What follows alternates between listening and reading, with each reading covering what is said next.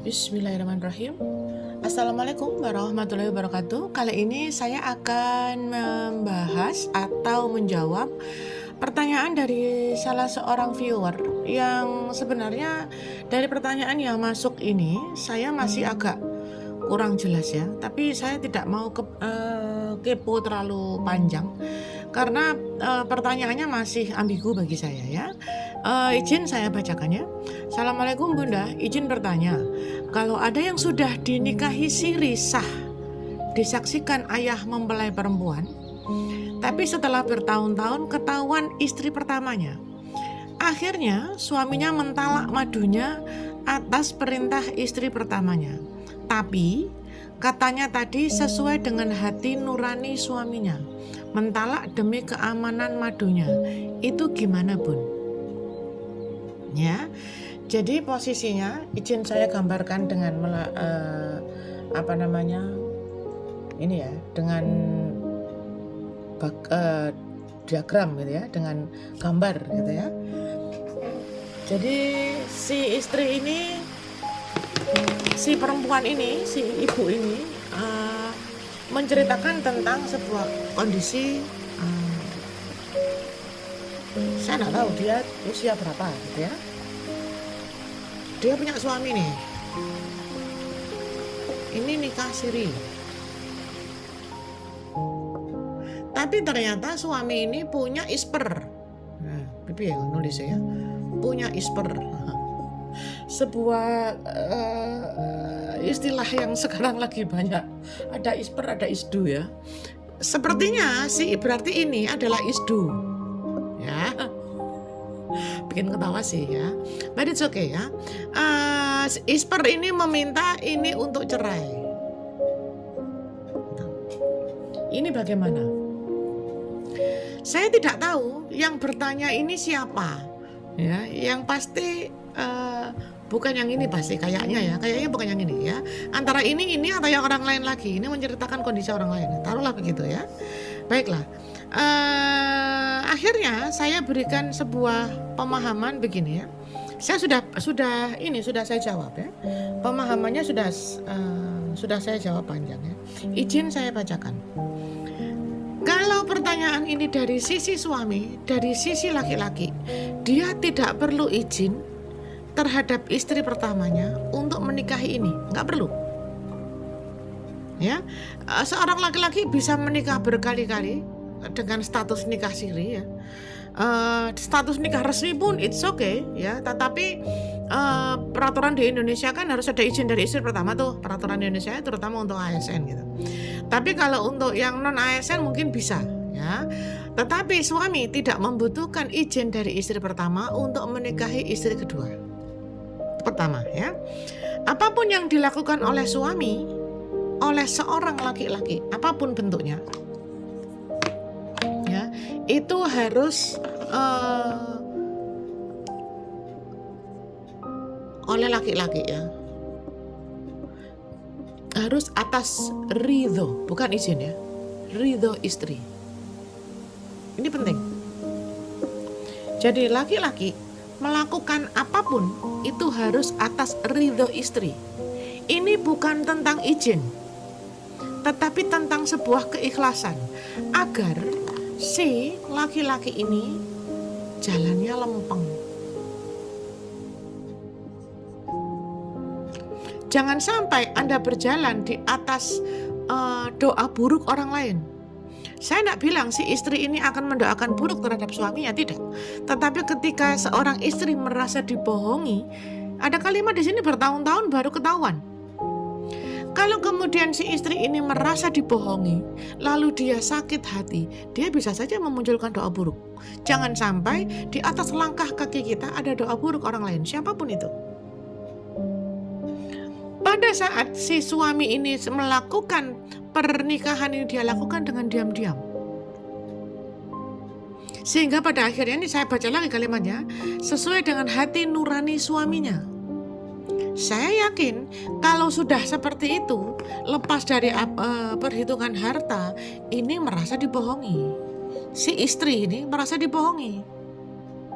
Sementara si istri yang ini juga merasa aku ini tidak lebih baik daripada kalimat istri simpanan. Kan nggak disampaikan.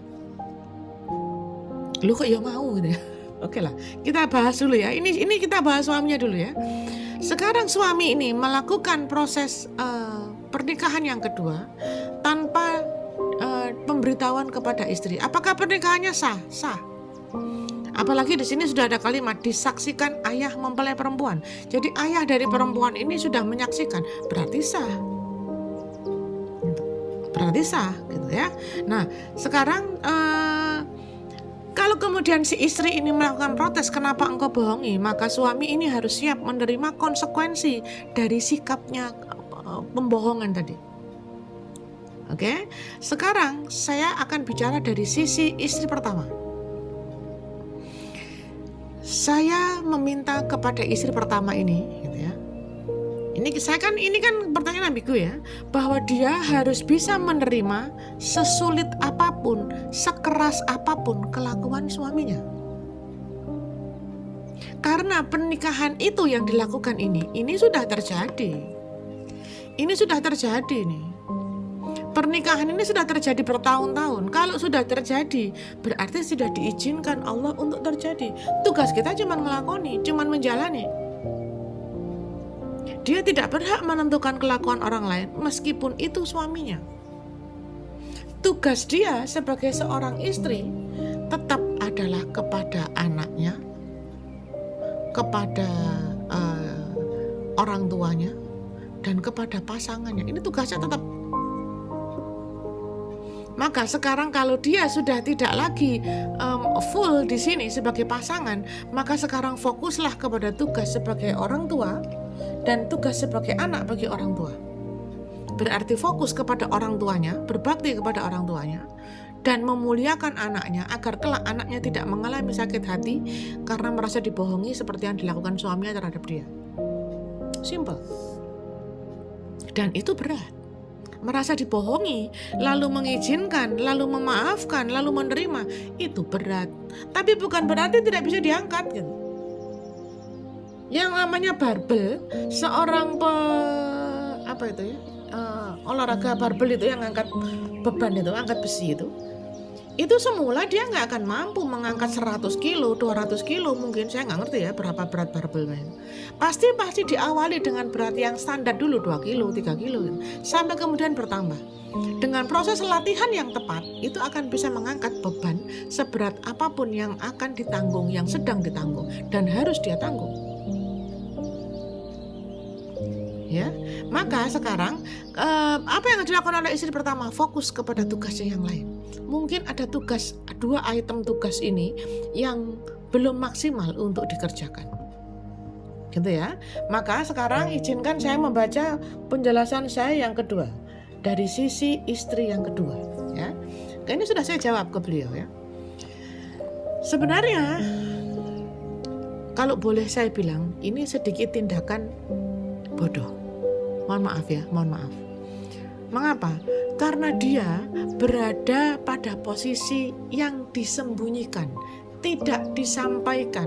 Status yang dia miliki itu hanya berlaku untuk status di lokal saja. Aku punya suami. Dia bisa mengaku, karena saya pernah punya tetangga yang model begini ya.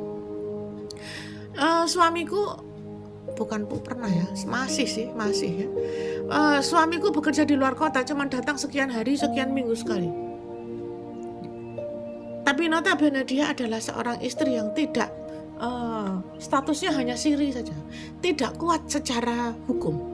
Dia tidak bisa menuntut apapun terhadap suaminya karena dia tidak kuat secara hukum. Kalau kemudian suaminya ini walau bisa mengalami sebuah kejadian di mana kemudian dia meninggal, maka yang akan diakui oleh hukum untuk mendapatkan harta warisan dari dia itu hanya istri pertama yang sah secara hukum. Ini nggak sah, secara hukum nggak sah, tapi secara agama sah, bukan zina. Tapi dia tidak akan bisa menuntut apa-apa, sangat lemah posisinya. Dia berani menjadi seorang istri kedua, dalam hal ini apalagi istri simpanan, Orang pasti memandang rendah kepada dia seandainya tahu seperti apa posisinya. Dan dia selama ini hidup dengan rasa tidak nyaman. Mengapa? Karena tidak bisa menjelaskan. Orang menjadi istri kedua itu akan sedikit akan mendapatkan sebuah pengakuan baik dari publik. Ya, kalau dia bisa menyampaikan dengan baik, bukan isi simpanan, levelnya berbeda di mata pandangan masyarakat. But it's okay kalau engkau nyaman dengan posisi seperti itu, nyaman dengan posisi yang begitu, monggo. Lepas dari rasa cinta, harusnya keluarga besar, dalam hal ini keluarga besar si ini, memberikan penguatan kepada dia bahwa kamu harus tahu, ini harus mengenal. Anda kan nggak ngerti responnya ini. Kalau responnya ini menerima, perhatikan ya, kalau responnya ini menerima, mau menerima kehadirannya, maka ketika terjadi sesuatu dengan suaminya, dia akan respect terhadap dia. Jadi ini akan mendapatkan respect dari istri pertamanya. Kalau suaminya meninggal, paling tidak dia mau, ya sudahlah, berikan sedikit santunan. Secara hukum memang tidak ada, tetapi aku melihat dia, suamiku pernah mencintai. Bagaimanapun anak-anak yang dihasilkan dari sini adalah anak-anak suamiku. Siapa tahu, kan nggak ngerti. Siapa tahu istri pertama ini tiba welas itu biaya. Iba hatinya untuk kemudian memberikan sebagian daripada hartanya untuk mau berbagi, kan nggak tahu. Tapi dia seudon duluan, sudahlah sembunyi saja. Bertahun-tahun nggak ngerti. Sehingga wajar banget kalau kemudian istri pertama merasa dibohongi dan meminta dia cerai.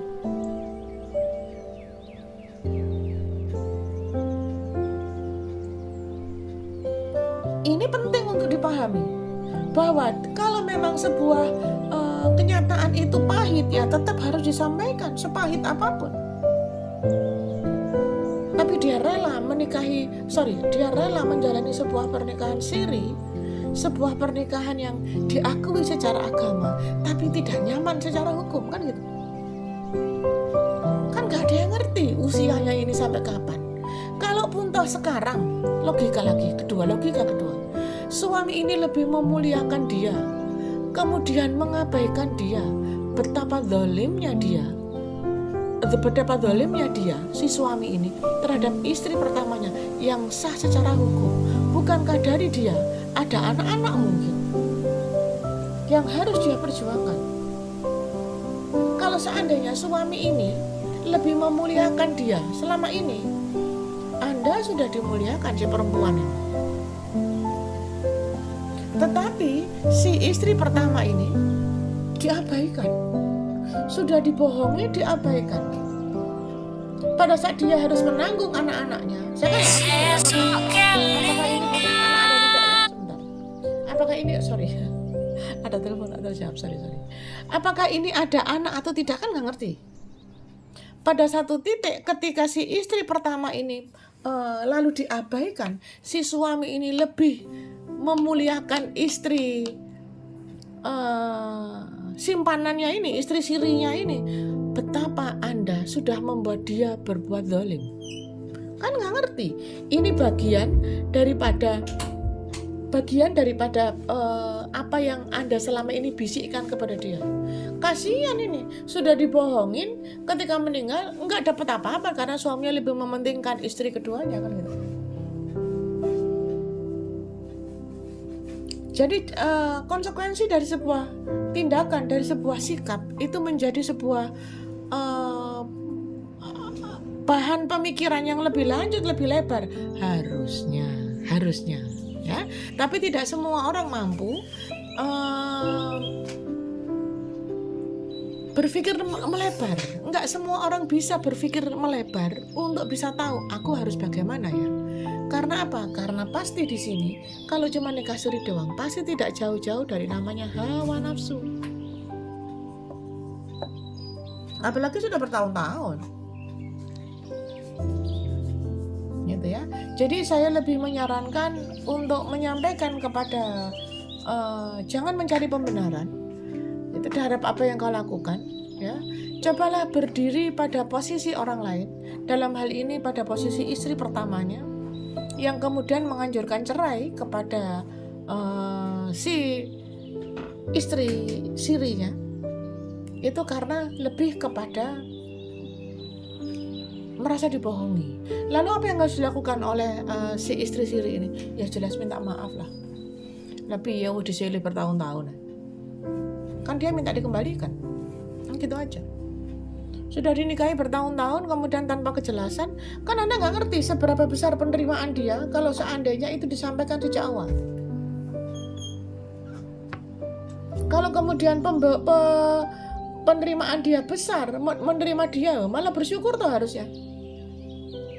Dia merasa, oh dia sudah ikhlas hati, suamiku melakukan pernikahan siri dengan orang lain karena dia tidak nyaman, kemudian dia memperbaiki diri dan kemudian menerima engkau dengan baik. Lo kan juga nggak ngerti, wong belum dicoba. Ini kan masalah bagaimana kamu mau menerima kondisimu dan menyampaikan kepada orang lain.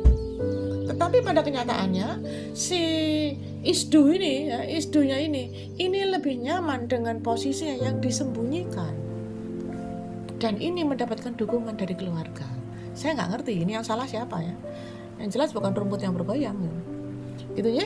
Semoga video kali ini bisa menginspirasi, bisa menjawab pertanyaan ya.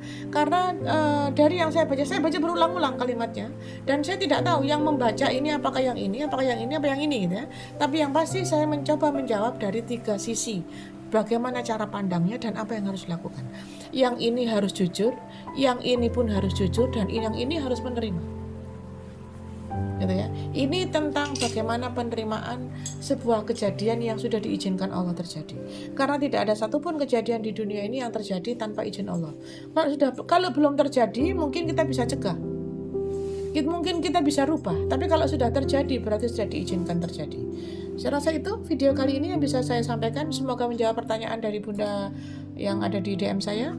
Dan semoga ini bisa menjadi sebuah cara pembelajaran untuk kita, untuk bisa berpikir lebih lanjut, lebih lebar, lebih jelas, bertanya kepada yang lebih bisa menyampaikan dengan baik, tidak memunculkan dan memuliakan hawa nafsu, tetapi lebih kepada mendudukkan diri pada posisi orang lain. Karena cara pandang orang lain terhadap sebuah peristiwa itu sangat berbeda. Masing-masing orang memiliki cara pandangnya masing-masing. Saya rasa itu, boleh di komen, boleh di subscribe untuk Anda yang belum subscribe channel saya. Apapun yang Anda lakukan, like, comment, and subscribe, itu menjadi sebuah semangat bagi saya untuk bisa membuat video-video baru. Gitu ya. Cekap semantan, kita ketemu nanti di jam-jam di live tok ya. Semoga Allah memudahkan kita semua untuk tetap bisa berkebaikan bareng. Assalamualaikum warahmatullahi wabarakatuh.